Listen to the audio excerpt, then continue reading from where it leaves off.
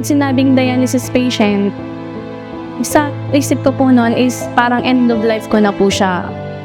Lalo pa pag naisip ko yung mga anak ko, paano naman pag-iniwan ko sila?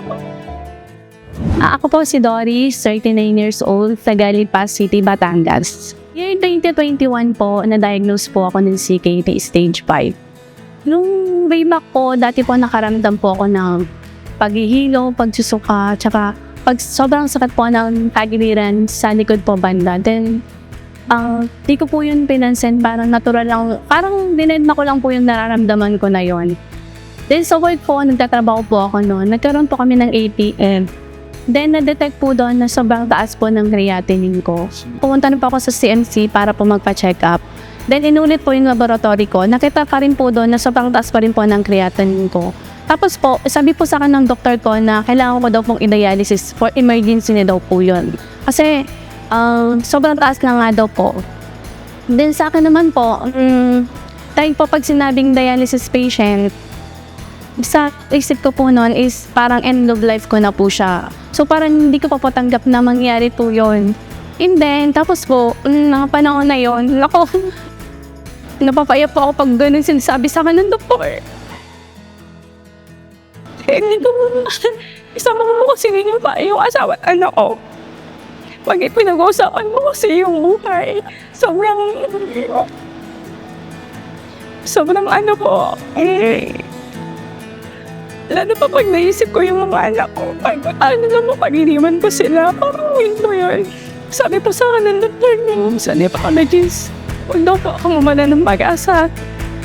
Mag-dialysis daw po ako. Pero dahil na po, para sa sarili ko, ang dialysis mo ay sobrang, end of life nga po, hindi ko po sila sinanod. Hanggang sa dumating po yung point na kailangan ko na pong emergency kasi namamanas na po ako, hindi na po ako makatulog. Sobrang sa gabi po, nagkakrams na po yung po na parang gusto ko na pong sumigaw, tumalong, manipa, para lang po mawala po yung sakit. Tapos, nakita na daw po nila ako na nangingisay. Tapos nila po nila ako noon sa hospital. Nagising po ako noon, nasa ICU na. Okay na po yung pakaramdam ko nung na-dialysis po ako. Ang dialysis po, kung iisipin natin, hindi siya masyadong komplikadong proseso. Ang nangyayari lamang po dito ay kukunin natin yung dugo ng pasyente at yung dumi or yung creatinine, isa sa mga dumi sa ating dugo, ay sasalain ng dialysis. Kaya kung si Doris po, kung makikita natin, meron siyang access. So, tutusukin po ito gamit ang isang karayom at pag nakuha ko ang dugo, dadaan yung dugo papunta sa dialysis machine. Yung dialysis machine, para lang po siya isang machine na kasing ng maliit na ref. Iikot ho doon yung dugo at pag nalinis na ho yung dugo, babalik na ho ito sa pasyente. Ang karaniwang proseso ho ng dialysis ay umaabot ng 4 na oras sa regular dialysis at ginagawa ho natin ito 3 times a week. Kaya't malaking tulong po ang dialysis sa mga pasyenteng pumapalya na yung bato. Ang ating po mga bato, tulad ng sinasabi ko sa mga pasyente ko, ay nagre-react lamang sa kung ano ang ating nakasanayan sa ating pang-araw-araw na buhay. Kaya ang numero 1 dahilan ng pagkasira ng bato sa buong mundo sa katunayan po ay diabetes. Sa mga pasyente ko, sinasabi ko, 3 bagay po ang toxic sa kidneys ng isang tao: salt, sugar, and protein. So kung marami ho tayong kinakain na asin, nakakasira ho talaga ito ng ating bato, nakaka-overload ho ito ng kapasidad ng ating bato para linisin ang ating dugo. Kung marami kong masyadong matatamis na kinakain, meron tayong diabetes.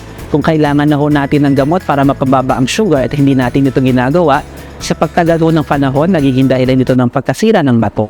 At pangatlo, yun yung sobrang daming mga karne at mga protina. Isa ho ito sa mga dahilan kung bakit nagkakaroon ng sakit sa bato. Yung kay Doris, sa totoo, medyo specific kasi yung sakit ni Doris, glomerulonephritis. Isa pa po ito, no?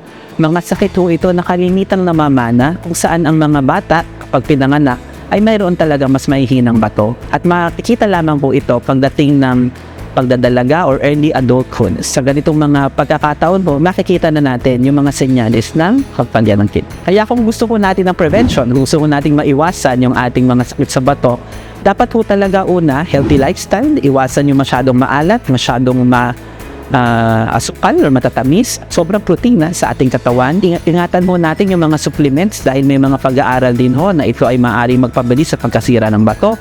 Para po doon sa mga inborn or genetic o yung kumbagay bata pa lamang ng mga sakit sa bato, wala akong paraan para ma-detect ito agad. Kaya napakahalaga yung regular konsulta sa doktor para kung mayroon man hong mga senyales na nakikita sa laboratory, mauunahan natin bago pa siya magkaroon ng komplikasyon.